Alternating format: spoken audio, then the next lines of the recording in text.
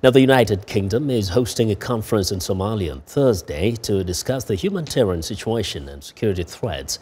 3 million people face famine in Somalia, and 6 million, or half of the population, need aid. Somalia has been in turmoil since 1991, hit by decades of conflict at the hands of clan militias. Over the past several years, it has faced an insurgency by Al-Qaeda-linked Al-Shabaab, which the government is battling with the help of regional troops. British Prime Minister Theresa May told the London conference that Somalia has a critical window of opportunity to address its security threats and humanitarian situation under the leadership of President Mohamed Olad.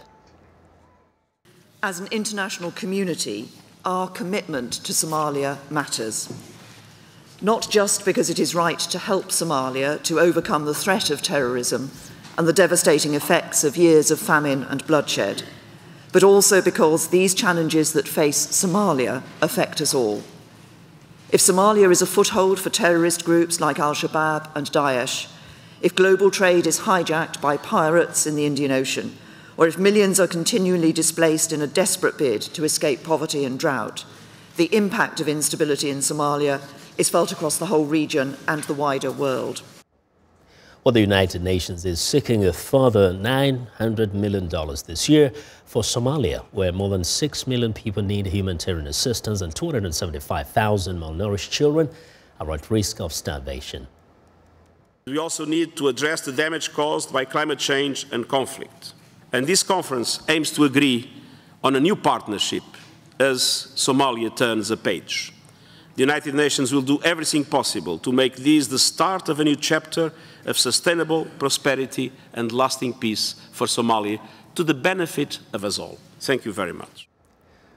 Well, Somalia's government and its foreign backers said on Thursday they were hammering out a plan to try and strengthen the army to take over the fight against Al-Shabaab militants from overstretched African Union troops. Well, for more on the London conference, I'm joined in studio by VOA Somali service reporter Mohamed Olad. Welcome to the studio. Thank you. Now, this is not the first time we're having a conference on Somalia. What's different about this one? Well, this time they say Somalia is fed up with the lawlessness for 2 decades. And another difference is that this conference is drawing the international attention to the Somali. And they say that this is a political conference.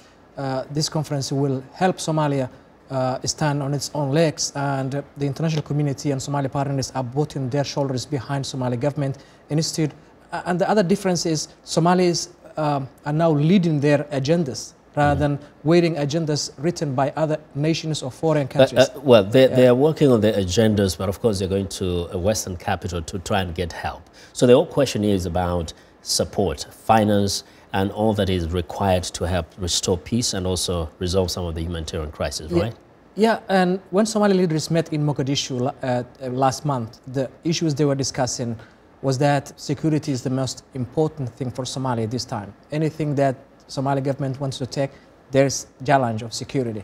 So they say we have to focus on security, we have to go to London and tell the international community that we need support for security, rebuilding of the Somali National Army, the fund for this army, and also another issue that expedited the Somali request for to lift arms embargo on the country is that the African Union peacekeepers will start withdrawing from Somalia 2018. So Somalia has a little window to ask the international community for support, and that's why they are there to ask fund and military establishment. And we saw that, they're saying that they're getting closer to getting a deal on how to strengthen the army, the Somali army, to take over the duties from the African Union troops. How is the situation with the Somali army? I mean, do they even have enough soldiers, or what do they need? Well, it's a fledgling army. They have a good number of soldiers, almost 20,000 soldiers, but they are disintegrated. Some of them are in the regions, federal member states, based on clan. They have their own weapons, they have their own command. So what the government, Somali government is trying is now to integrate the Somali National Army into a single army, national army, and use this opportunity from the international community to help them.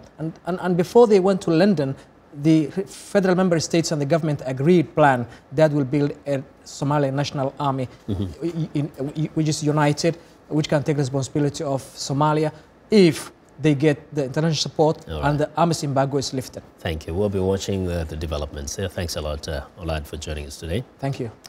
Well, that's Mohamed Olad, the Voice of America's Somali service.